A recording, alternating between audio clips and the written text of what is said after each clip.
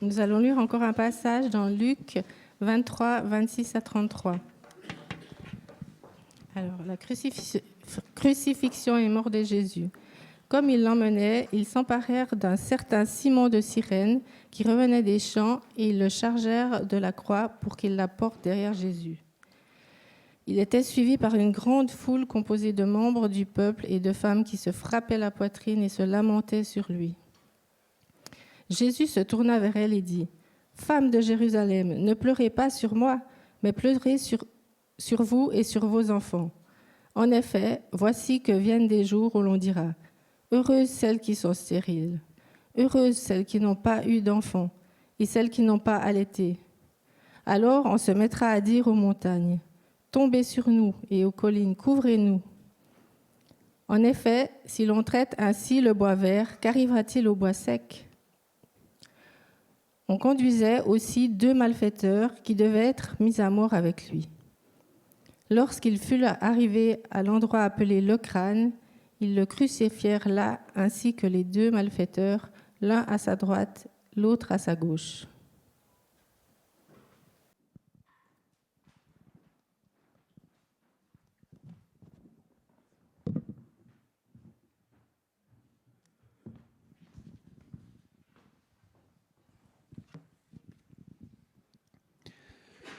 Ils le crucifièrent. Ils le crucifièrent. Je ne sais pas si vous arrivez à entendre ou imaginer les clous, le marteau, le bois. Quelques ordres donnés avec une voix forte, des chuchotements par-ci par-là. Ils le crucifièrent.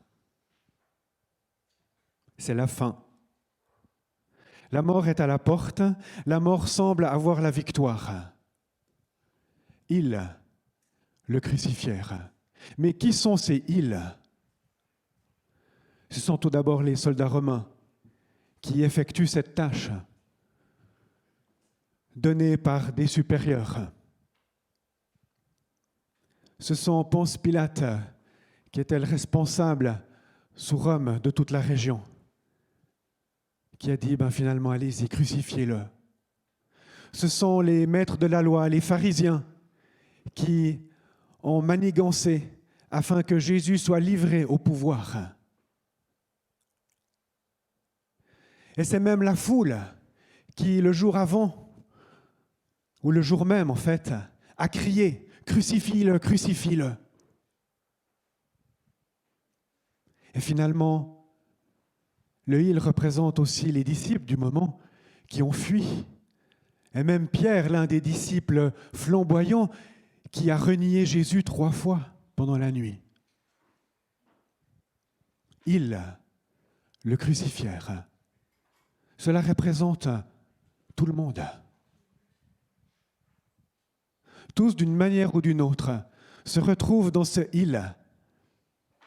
Et dans cette sombre journée de ce vendredi saint, bien oui, les clous, le marteau, le bois, tout a résonné en transperçant le corps de Jésus, le Fils de Dieu.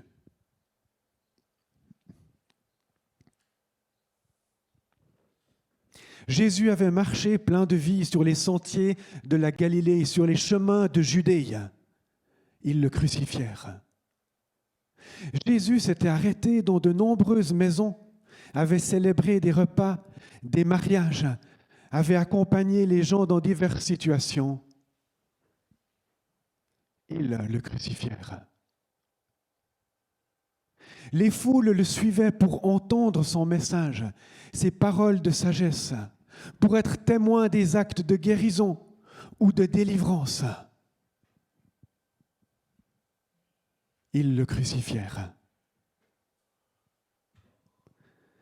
Jésus qui a manifesté l'amour de Dieu de tellement de manières différentes, en accueillant, en touchant, en regardant les personnes avec bonté et compassion.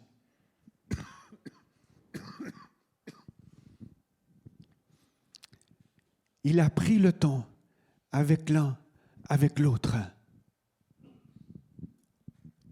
ils le crucifièrent. Pendant ce printemps, nous avons parlé de Jésus qui pourvoit, de Jésus qui guérit, de Jésus qui donne la foi, de Jésus qui est joie, de Jésus qui confronte. Et oui, là, nous arrivons à la confrontation ultime, où tous ont cru qu'ils allaient pouvoir se débarrasser finalement de cette personne qui était devenue trop gênante. Ils le crucifient, pensant que la mort allait avoir la victoire. Ils le crucifient sur une colline hors de Jérusalem, en dehors des murs.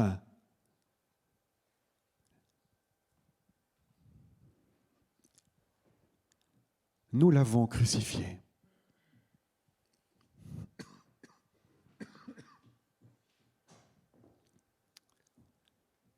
Alors que nous allons prendre la scène ensemble, j'aimerais reprendre quelques paroles dans Ésaïe 53 qui nous a été lu tout à l'heure. Et cette prophétie donnée plusieurs siècles avant la mort de Christ est d'une précision incroyable. Il est dit « brisé à cause de nos fautes ». Oui, Jésus, le Fils de Dieu, homme et Dieu, homme avec un corps comme le nôtre, a été brisé sur la croix. Les clous représentent ce brisement. Le côté transpercé, et finalement son corps va pendre sur la croix. Il est brisé à cause de nos fautes. Celui qui n'avait commis aucune faute reçoit toutes les fautes de l'humanité. Et c'est comme si ce poids le brise. C'est comme si cette colère, cette injustice, tout ça s'accumule ce jour de Vendredi Saint. Et sur la croix, Jésus est brisé à cause des fautes de chacun d'entre nous, à cause des fautes des êtres humains. Le texte dit aussi, la punition qui nous donne la paix est tombée sur lui. Oui, à cause du péché, il y avait nécessité d'une punition, d'une rétribution. Et finalement, c'est Christ qui prend cette punition pour que nous ayons la paix. C'est comme si vous êtes jugé devant un tribunal, que vous avez fauté, qu'il y a un jugement, que vous allez en prison. Et puis quelqu'un vient et se met à votre place et dit « Moi, je vais prendre cette faute, moi, je vais aller en prison. » Et il vous laisse partir dans la liberté. C'est ce que Jésus a fait. Nos fautes, nos péchés méritaient la mort. Une mort, c'est-à-dire une séparation de Dieu. Mais Jésus vient à notre place et nous laisse libres pour aller avec Dieu et ne pas subir la condamnation, la conséquence de notre péché. Et c'est Jésus qui l'a subi et qui meurt sur la croix. Et finalement, ce texte dit encore, « Par ses blessures, nous sommes guéris. » Et j'aime beaucoup cela. Par les blessures, parce que Jésus a souffert, nous sommes guéris. Nous sommes guéris de quoi? Du péché, de cette maladie qui s'appelle le péché. C'est une maladie, c'est comme une gangrène ou c'est comme un cancer qui veut avoir notre peau.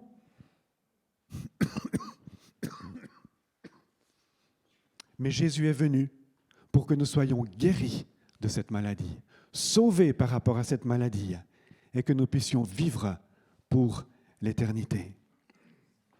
Depuis Genèse 3, cette histoire de la chute où le mal est entré dans le monde, dans l'être humain, eh bien, depuis ce moment-là, et même avant, puisque Dieu connaissait tout, le projet de Dieu a été de nous donner une voie au travers de son Fils Jésus pour que nous puissions ne pas rester dans la condamnation de Genèse 3 du péché, mais vivre la vie par son sacrifice, par sa mort sur la croix.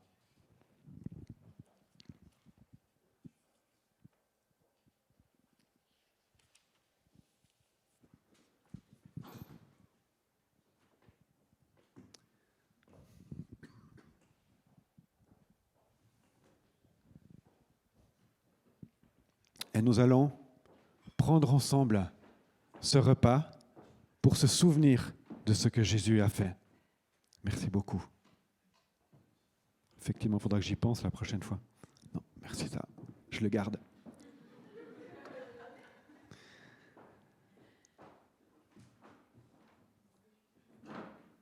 Quelques heures avant d'être arrêté, Jésus a partagé le repas de la Pâque avec ses disciples.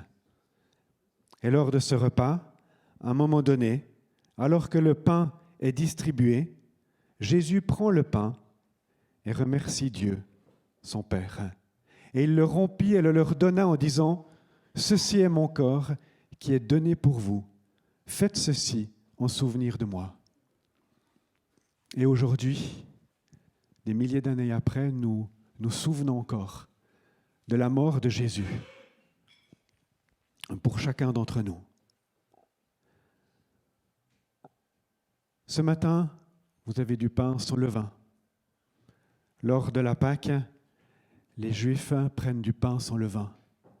Et pendant cette semaine de Pâques, ils se débarrassent de tout levain, qui représente en fait le péché.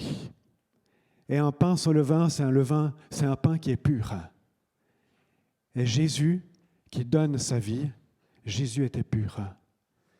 Jésus était sans faute devant Dieu, sans péché. Et c'est pour ça qu'il est un sacrifice qui est parfait. Et je vous invite ainsi ce matin à venir prendre ce pain et à vous souvenir que Jésus a donné son corps et qu'il a été brisé pour vous. Je demande à Christine de lire maintenant de Luc 23, 34-46.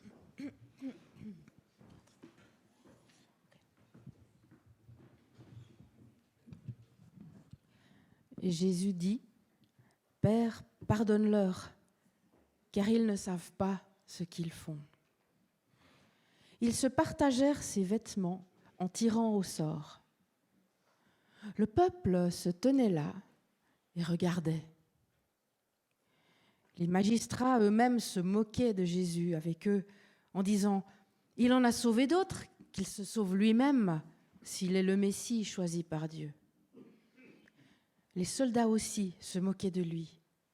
Ils s'approchaient pour lui présenter du vinaigre en disant « Si tu es le roi des Juifs, sauve-toi toi-même. » Il y avait au-dessus de lui cette inscription écrite en grec, en latin et en hébreu. Celui-ci est le roi des Juifs.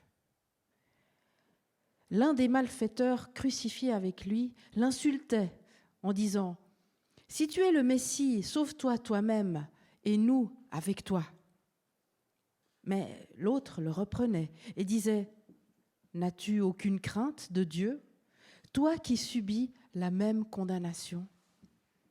Pour nous, ce n'est que justice, puisque nous recevons ce qu'ont mérité nos actes, mais celui-ci n'a rien fait de mal. » Et il dit à Jésus, « Seigneur, souviens-toi de moi quand tu viendras régner. » Jésus lui répondit, « Je te le dis en vérité, aujourd'hui tu seras avec moi dans le paradis. » C'était déjà presque midi, et il y eut des ténèbres sur tout le pays jusqu'à 3 heures de l'après-midi. Le soleil s'obscurcit et le voile du temple se déchira par le milieu. Jésus s'écria d'une voix forte, « Père, je remets mon esprit entre tes mains. » Après avoir dit ces paroles, il expira.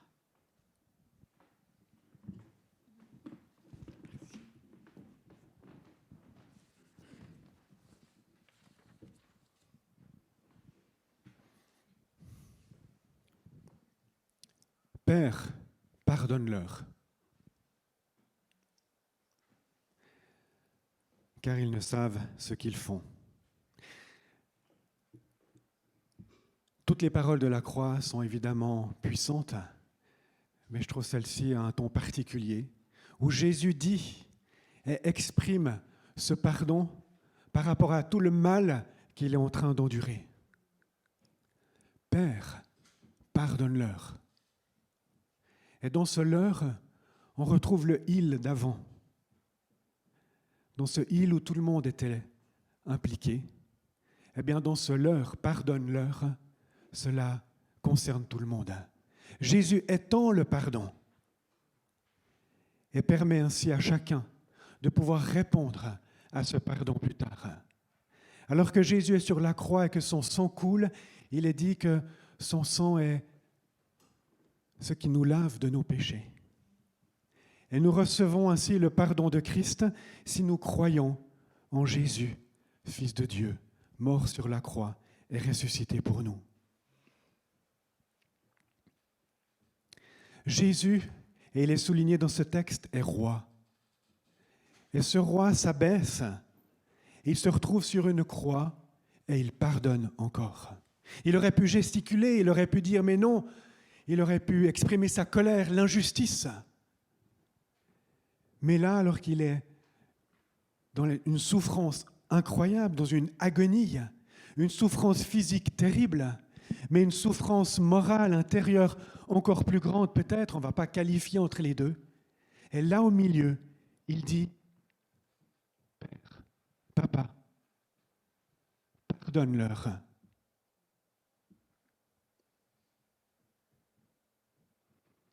Le pardon reste la clé au milieu de l'histoire de l'univers. Jésus a étendu le pardon pour chacun d'entre nous. Et le pardon aujourd'hui reste la clé au milieu de l'univers. Et l'univers, ce sont souvent nos relations, les gens avec qui nous traversons la vie. Le pardon reste la clé. Cette phrase que Jésus a dit, Père, pardonne-leur. Parfois, cela nous aide à cheminer dans le pardon en pouvant prier cela. Lorsqu'on souffre d'injustice ou on ne comprend pas ce qui nous arrive et on a l'impression que tout est contre nous, on peut dire, Père, pardonne-leur.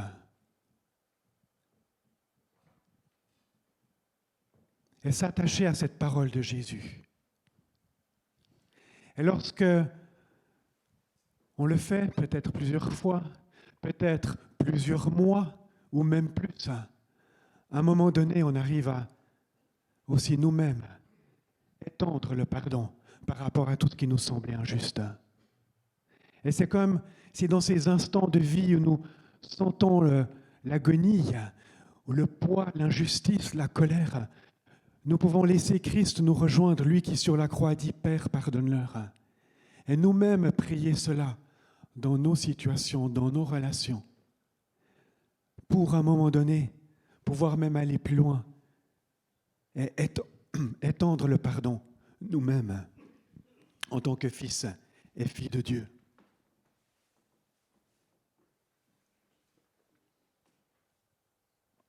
Oui, le pardon est cette clé au centre de ce qui se passe sur le mont Golgotha ce jour-là. Et le pardon a des effets qui peuvent être immédiats. Je trouve toujours étonnant et intriguant et merveilleux aussi ce moment où il y a ce dialogue entre Jésus et les deux brigands. Il y en a un qui commence presque à insulter Jésus. Il a dit « Tu ne peux pas te débrouiller pour sortir de cette croix avec tout ce que tu as fait et nous prendre avec ?» Et puis l'autre, c'est comme s'il perçoit davantage ce qui est en train de se passer. Et il dit « Non, regarde ce qu'il est en train de souffrir. » Et il lance un cri d'appel à Jésus. « Souviens-toi de moi quand tu viendras régner. » Et Jésus dit « Je te le dis en vérité, aujourd'hui tu seras avec moi dans le paradis. » Cet homme est pardonné, reçu dans la présence de Dieu. Lui-même avait fait des actes répréhensibles et qui fait qu'il se trouve sur la croix, sur une croix aussi. Et Jésus étend le pardon à cet homme qui le reconnaît. Cela me fait penser aussi que jusqu'à la dernière minute, on peut choisir. On peut s'ouvrir à Jésus. Et malheureusement, là, on voit qu'un a choisi Jésus et la vie, et l'autre semble être mort dans sa colère. Mais cela me donne espoir aussi pour tous les gens autour de moi qui, tant qu'ils respirent, ont la possibilité de choisir et de recevoir le pardon.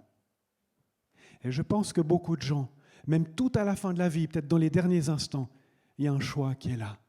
Et beaucoup vont le faire, ou beaucoup l'ont fait, et peut-être qu'on l'ignore. Mais Jésus, il est là jusqu'aux derniers instants, et il offre sa main de réconciliation, il offre son cœur de pardon. N'arrêtons pas de prier pour ceux qui nous sont chers et qui ne semblent pas avoir fait le choix de Jésus-Christ aujourd'hui. Mais il y a encore du temps pour le vivre et le faire. Et à la fin, Jésus s'écrie d'une voix forte, « Père, je remets mon esprit entre tes mains. » Et après avoir dit ces paroles, il expira. Dieu le Père est là jusqu'à la dernière seconde. Même si à un moment donné, Jésus s'est senti abandonné sur la croix, Dieu était là. Et Dieu est là jusqu'à la fin. Et il recueille son Fils qui remet son esprit. Dieu est là jusqu'au bout pour chacun d'entre nous. Il a donné sa vie pour que nous ayons le pardon de nos péchés et que nous puissions entrer dans cette éternité avec Dieu. Alors, prenons le temps maintenant de nous souvenir encore du don de la vie de Christ, du sang qui a coulé pour le pardon de nos péchés.